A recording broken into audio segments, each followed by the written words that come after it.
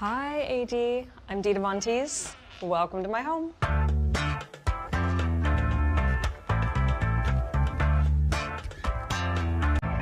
I moved into this 1927 English Tudor about 5 years ago. When I moved into this house, it was all white walls, and I really loathe white walls.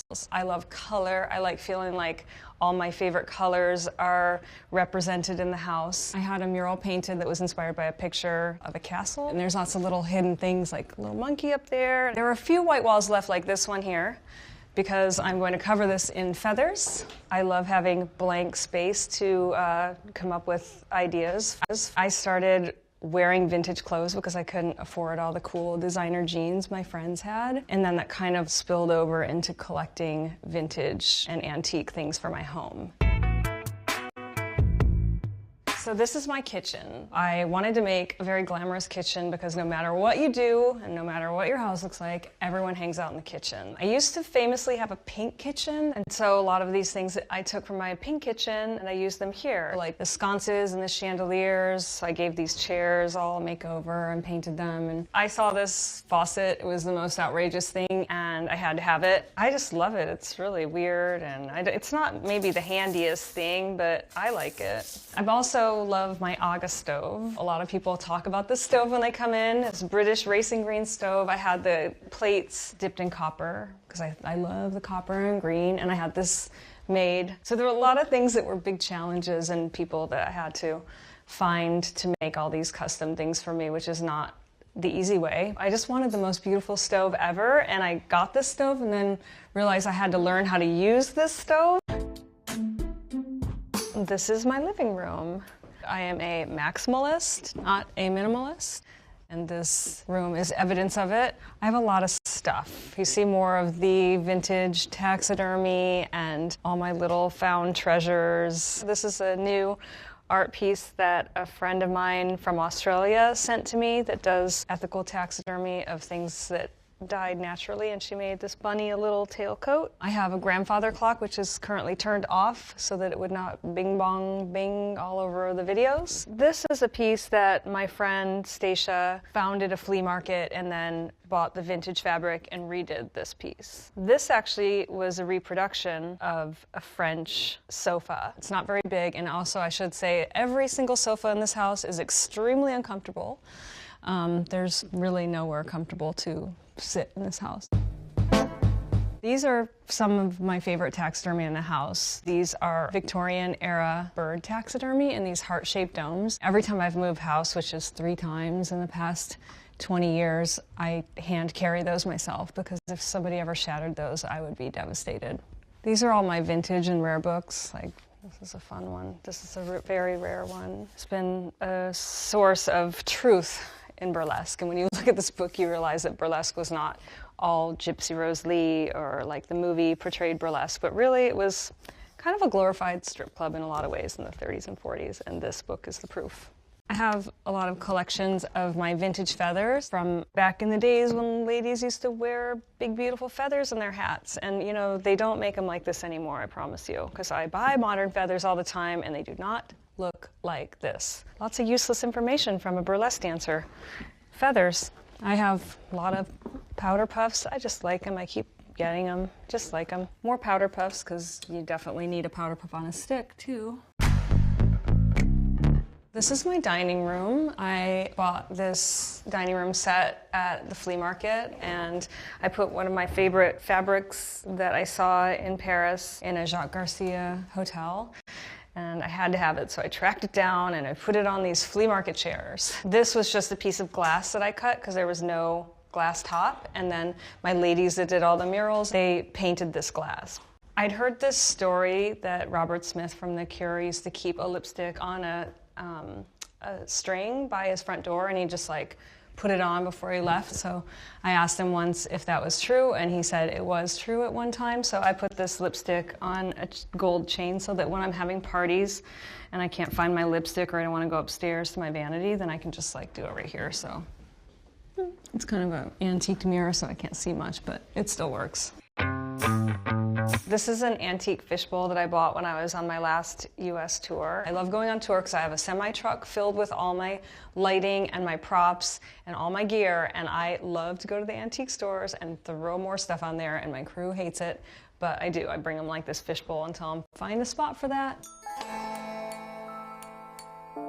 So this is my little patio. I like to have my tea here and watch the hummingbird fights that happen over this feeder.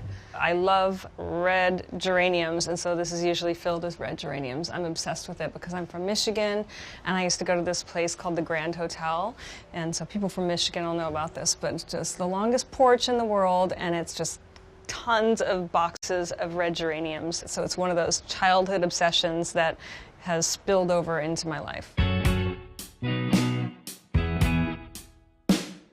It's wintertime, so the backyard is not in full swing, but I love collecting vintage patio furniture and redoing the cushions. So I've had this bed for many years, and it's been like 3 different colors. And then this is my newest one, which I'm very excited about because I love the tassels. My pool, which rarely gets used because it's freezing, and my pool house, which I turned into a pub. I kind of always envied people that had a tiki bar or something, so I thought, well, I have an English tutor, so I should make a pub. I had this stained glass put in here. It has little things that I like in there. There's a swan, there's a feather, a rose, a glass of champagne, and a magic mushroom. I have like a leather banquette over here, which actually holds pool toys and things like that. This is just like another thing for me to put stuff in. I've started collecting Toby jugs, so my fans bring me Toby jugs to put into my pool house pub.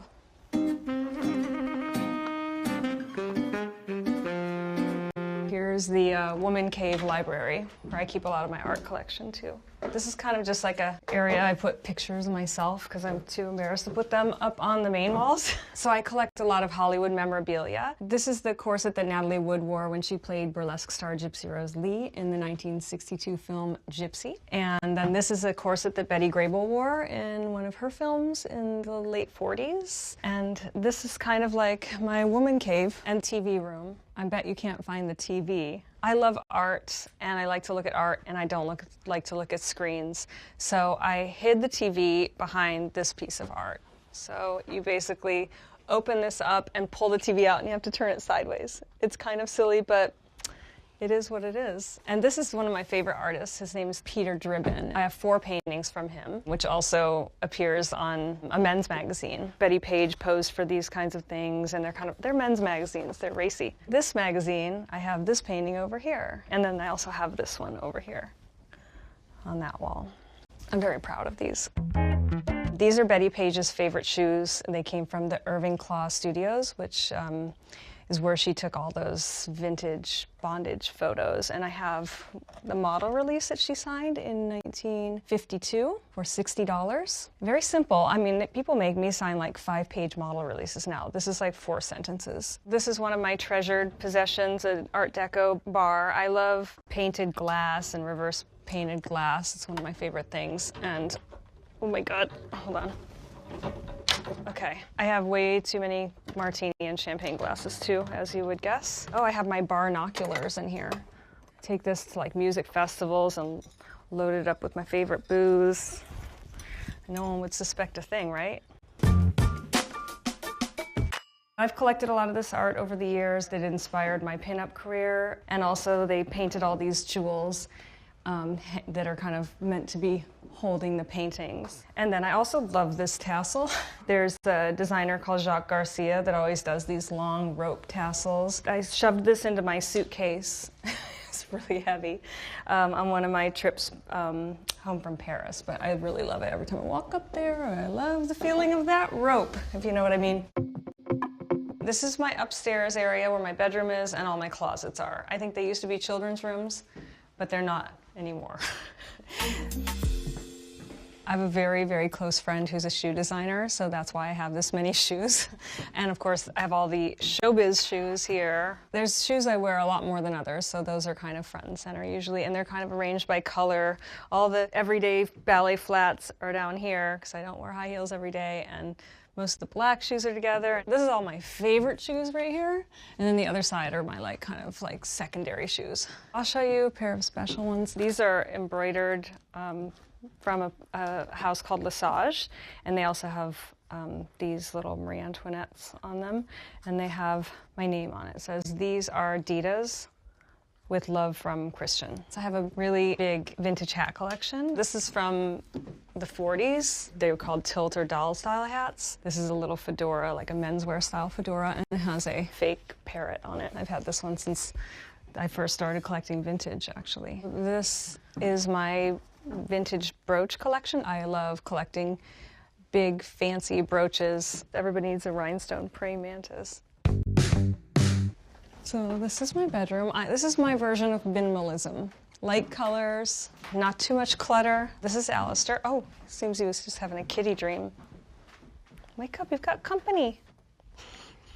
My friend Stacia and I designed this bed after a Mae West bed. Mae West famously had mirrors all over her bedroom because she said she liked to see how she was doing. My boyfriend and I designed these curtains together based on a few historic pictures. And I waited for months to get this fabric in and took it to a drapery place, and I actually had to go there in person and help pin these on because they didn't do it right. And I was like, honestly, just do it like this. And they were like, we didn't think about doing it like that. So I love going to the workrooms and torturing the people that work there, and then they end up liking it in the end because they learned something new. This is my lingerie drawers. I'm a lingerie designer, so I have to wear a lot of my own lingerie to see how it goes. These acrylic handles were a huge nightmare. These were in a constant state of disrepair for 2 years before I found someone that could actually fix the original acrylic that somebody bungled. In case that person thinks they're going to take credit for this, no. This is my vanity. It's from the 30s. It's authentic. All this stuff is museum waxed down because that cat over there loves to wake me up at 3 or 4 in the morning by knocking all these things off. Another little patio. This is a great place that I like to escape when I'm entertaining and I can see everything that's going on. Me and my cat like to hang out here too. So I'm going to show you out. Thanks for coming.